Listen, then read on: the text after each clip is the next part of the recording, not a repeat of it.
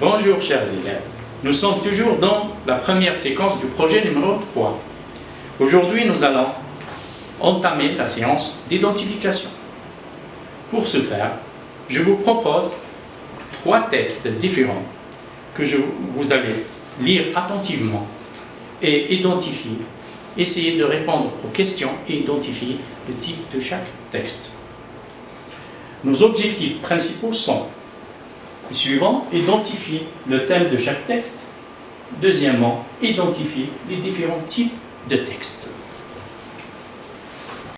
Maintenant, nous allons essayer de lire ensemble les 3 textes. Texte 1. La fontaine du château coulait par un seul canal que l'on rebouchait après avoir rempli son cruchon. Nous allions donc chercher l'eau à la fontaine pour boire, cuisiner, se laver dans une grande bassine, avec un cruchon de 10 litres à chaque main. Extrait de Souvenirs de vie de village autrefois, Marie-Thérèse. Deuxième texte. L'eau, sous l'action conjuguée de la chaleur et de la pression atmosphérique, change d'état, passant de celui de vapeur à l'état solide ou liquide. C'est un texte extrait d'un site internet. Troisième texte. Voici quelques éco-gestes indispensables qui permettent de lutter contre le gaspillage de l'eau. Fermer les robinets, prendre une douche plutôt qu'un bain, vérifier qu'il n'y ait pas de fuite. Extrait aussi d'un site internet.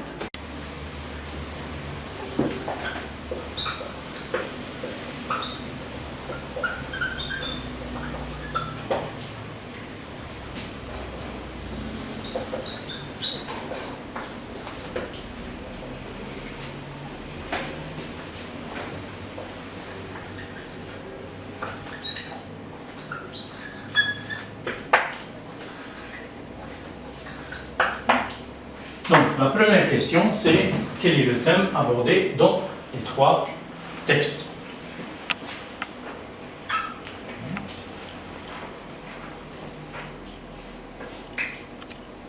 Deuxième question.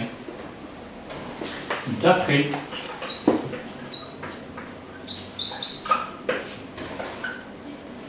le texte numéro 1,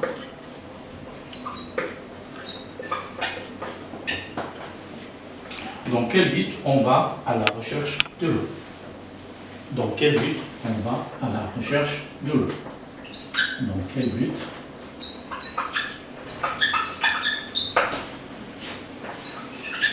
on va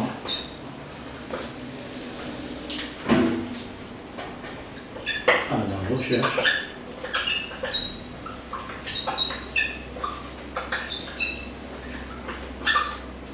de l'eau?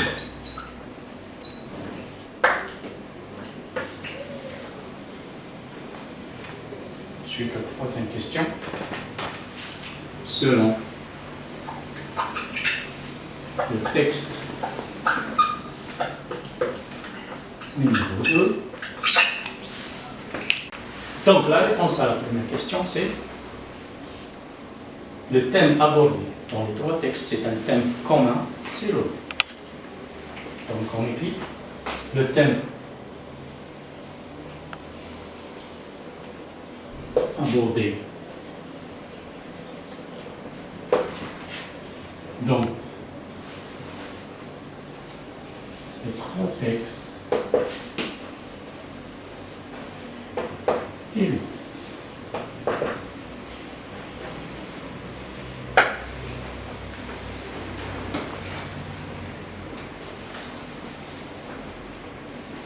D'après le texte numéro 1, dans quel but on va à la recherche de l'eau? La réponse est la suivante. On va à la recherche de l'eau dans un but bien précis pour boire, cuisiner et se laver. Donc, la réponse, on cherche l'eau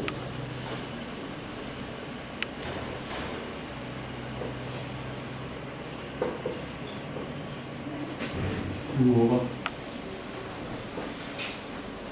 boire, cuisiner et se laver.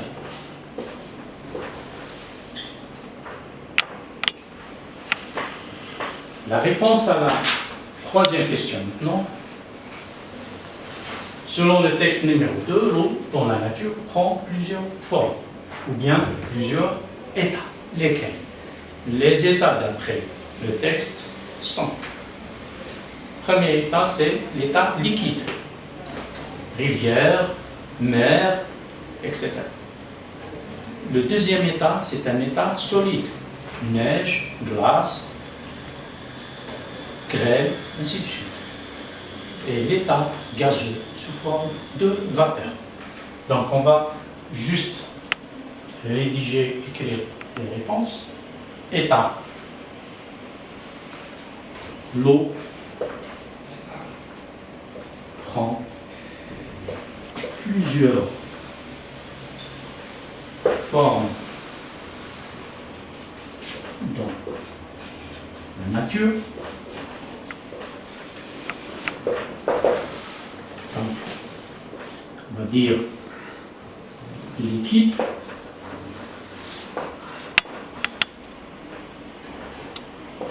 solide et un état gazeux.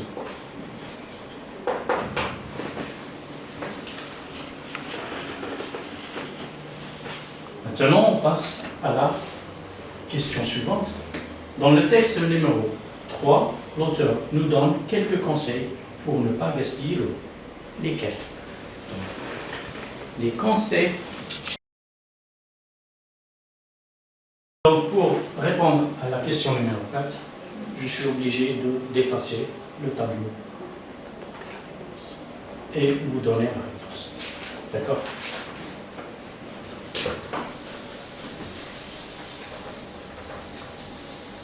Je laisse seulement la question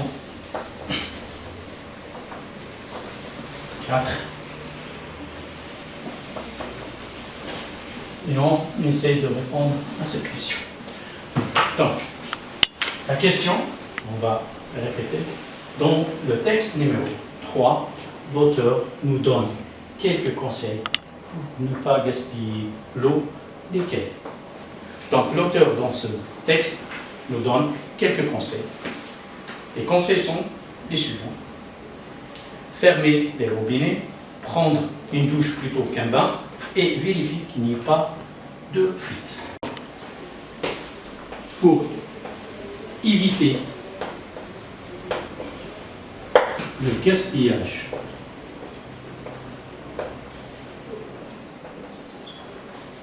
de l'eau, l'auteur nous donne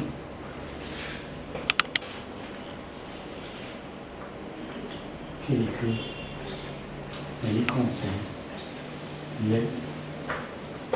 les consignes, bien, on dit les conseils, les consignes suivantes. D'abord, fermer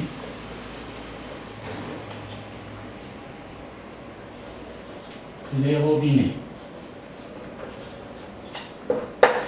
Deuxièmement, on doit fermer les robinets. Deuxièmement, prendre une douche à la place d'un bain. Prendre une douche plutôt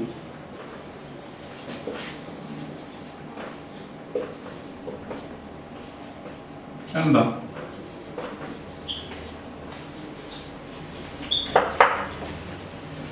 Et enfin, vérifier qu'il n'y ait pas de fuite. Et enfin, vérifier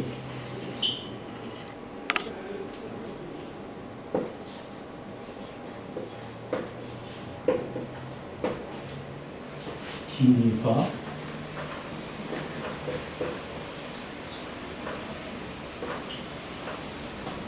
de fuite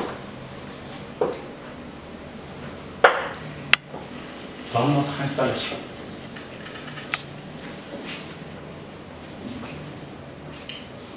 D'accord? Maintenant, on va passer à la dernière question, qui est la question synthèse, que je vais porter sur le tableau. Donc, cette activité consiste à identifier le type de chaque texte.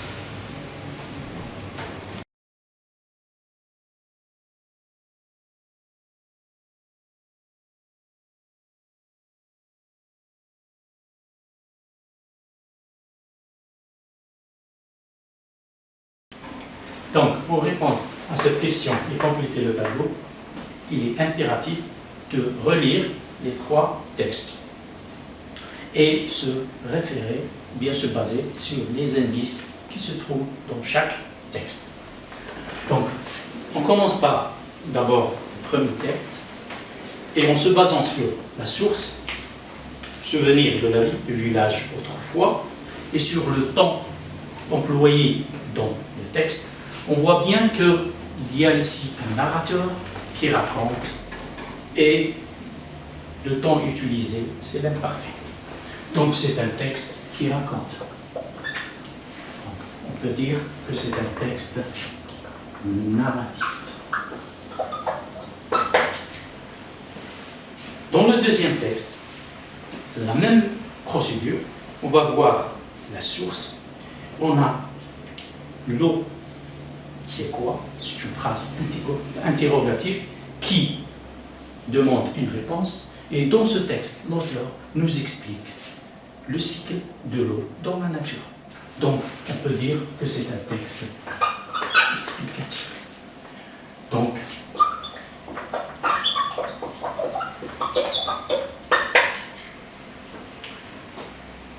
maintenant, le dernier texte, on voit bien que notre auteur nous donne des conseils à suivre.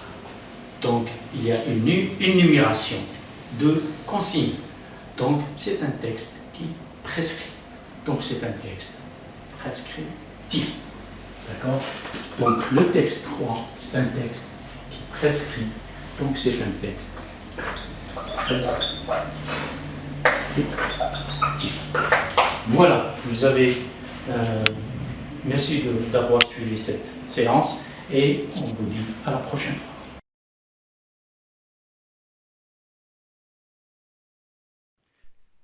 شكرا على المشاهدة.